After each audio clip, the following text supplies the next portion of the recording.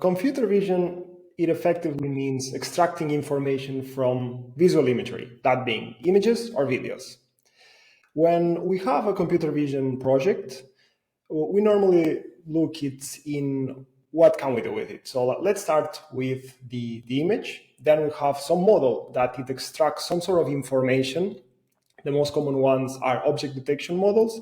And what that means is that we get a bounding box out of the image. So imagine that this fit is the image that we are processing. So what we would get is like a bounding box saying like, this is a face. That's the output of a typical object detection model. And then with that, we can do a lot of different things. Imagine, for example, here, what we could say is like the human is in the middle of a frame.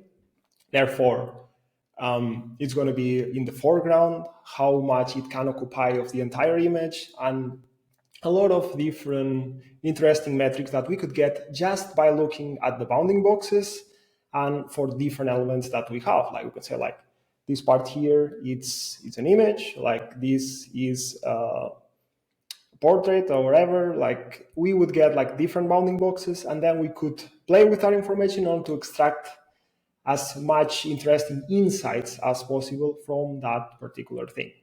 So if adding a camera to a computer is adding eyes, adding the computer vision capabilities would be something like giving it the brain to interpret those images.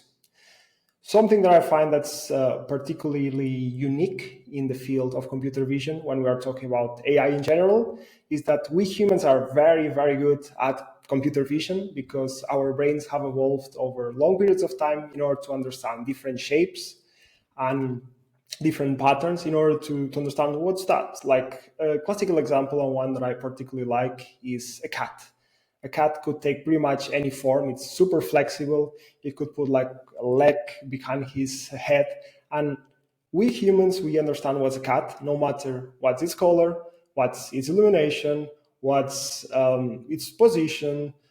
No matter the condition, we can always distinguish what's a cat. For a computer, that is not so easy. And with the power of computer vision, we can allow them to get these sort of capabilities of understanding what is not only a cat, pretty much anything that we see in an image.